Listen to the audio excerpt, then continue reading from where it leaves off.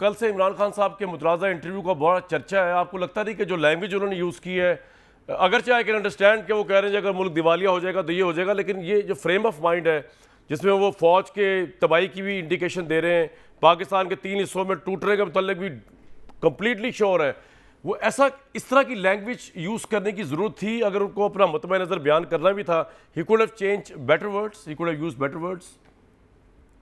देखिए, उनकी जो स्टेटमेंट है उसको एक गलत रंग दिया जा रहा है और बावजूद दिया जा रहा है। एक एक डिजाइन है और एक खास एलिमेंट है जो उनके बयानात को तोड़ मोड़ कर पेश करना चाहता है। उन्होंने क्या कहा? उन्होंने कहा कि जब इकॉनमी इस तरह तनज़्ज़ुली का शिकार रहेगी तो अल्लाह न करे पाकिस्तान डिफॉल्ट कर सकता है। और उन्होंने हवाले दिए, तारीखी हवाले दिए, जब मुल्क डिफॉल्ट करते हैं तो फिर उन पर क्या। लेकिन शाह साहब, मसला बताऊं क्या है इसके अंदर? मसला ये है कि ये जो माशी मसले हैं ये तो आपके दौर में भी यही थे। मतलब आपके दौर में जो कर्जा अनप्रेसिडेंटेड चढ़ा पाकिस्तान पे, तो उस वक्त तो मुल्क डिफॉल्ट नहीं हुआ, खुदा ना खास्ता। आपके दौर में बदतरीन चीनी का स्कैंडल आया और लोगों की जेबों से पैसे गए, उस वक्त ये मुल्क डिफॉल्ट नहीं हुआ। अब ये जो डॉलर चढ़ा है 189 तक तो आपने पहुंचाया हुआ डॉलर, ये 200 तक ले गए, 189 तक आपने पहुंचाया, तब भी मुल्क डिफॉल्ट नहीं हुआ, कोई खतरा नहीं हुआ, कोई फौज के टूटने का या पाकिस्तान के टूटने का जवाब पैदा हुआ जब आप गवर्नमेंट में थे। ये जिस पेट्रोल के बेस पे इनको इस वक्त तनकीद हो रही है पीएमएलएन की गवर्नमेंट को, ये तो आपकी डील है आईएमएफ के साथ।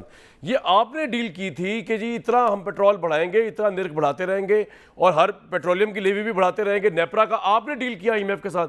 तो ये सारी डील जिसका बार अभी उठा रहे हैं, और इनको उठाना चाहिए क्योंकि उन्होंने आपको फारिग किया वहां से, तो आपको ये लग रहा है कि डिफॉल्ट होने जा रहा है। आपके दौर में 2 महीने पहले तक मुल्क डिफॉल्ट होने नहीं जा रहा था। देखिए, आपने सही कहा कि जो माली मुश्किलात हैं ये सिर्फ चंद हफ्तों की पैदा करना नहीं है। बिल्कुल सही कह रहे हैं आप। देखिए, सवाल ये है कि खान साहब कह रहे हैं कि मैं तो पहली दफा इक़्तिदार में आया हूं और मेरा तो तजर्बा जो है वो 3.5 साल का है।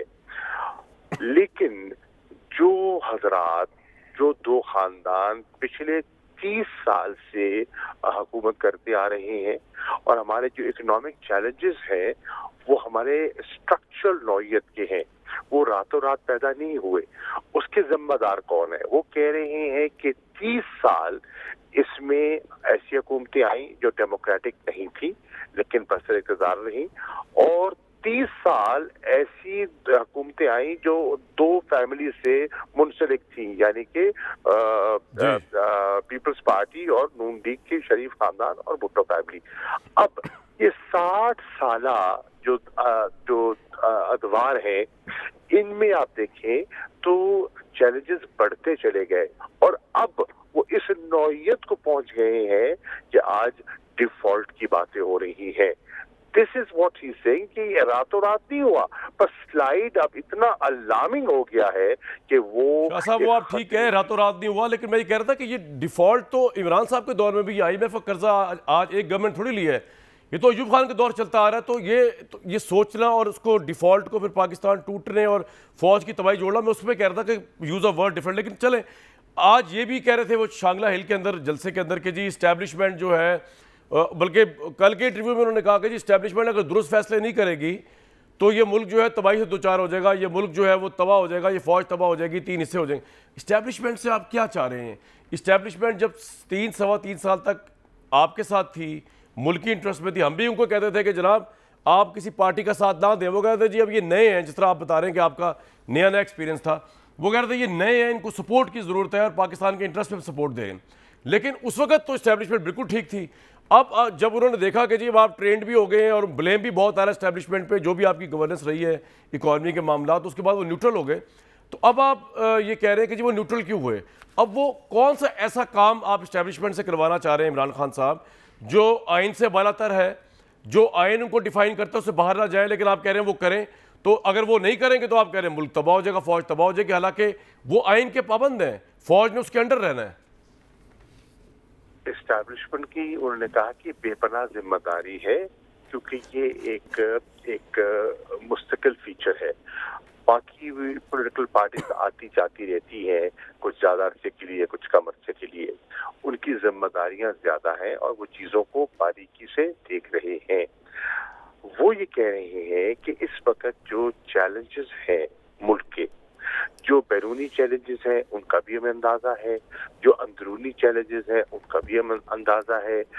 20 साल जो हम इस दहशतगर्दी की जंग में मुलव्विस रहे, उसका जो इम्पैक्ट हुआ हमारी मईशत पे, उससे भी वाकिफ हैं। और जो दुनिया पे इम्पैक्ट हुआ है कोविड की इकोनॉमिक कॉन्ट्रैक्शन का, उससे भी वो वाकिफ है। शाह साहब, वक्त की बड़ी किल्लत है, बस एक सवाल आखिरी है कि अगर फौरी इलेक्शन नहीं होंगे तो आप क्या करेंगे? देखिए, हम तो कोशिश कर रहे हैं कि इलेक्शंस हो इन दी नेशनल इंटरेस्ट। अगर ये फैसला, देखिए, एक तासुर था, इन्होंने दिया गया था और मीडिया के जरिए इसको बहुत बिल्ड किया गया कि ये हुकूमत जो है ये नातजर्बाकार है, इनकॉम्पिटेंट है और इसकी वजह से मुल्क में महंगाई हो गई है। वो लोगों का ज़हन साफ हो गया कि इन 8 हफ्तों में जो महंगाई का अफराते ज़र का नया तूफान आया है, जो आज घी की कीमत है, आज जो आटे की कीमत है, आज पेट्रोल और डीजल की जो कीमत है, जो बिजली के रेट बढ़ने वाले हैं, उससे लोगों का होश ठिकाने आ गया कि नहीं, ये तो इमरान खान ने चीजों को बहुत बेहतरीन से कर रहे थे, ये तो मजीद मामला बिगड़ रहे हैं। इसी तरह इनको रियलाइज होगा कि इन्होंने एक कीमती वक्त जाया कर दिया और नाकाबिले तलाफी नुकसान होगा पाकिस्तान को। नाकाबिले तलाफी नुकसान होगा अगर फौरी इलेक्शन नहीं होते पाकिस्तान तहरीक इंसाफ के पर्सपेक्टिव से। शाह महमूद कुरैशी साहब हमारे साथ मौजूद है, बहुत शुक्रिया।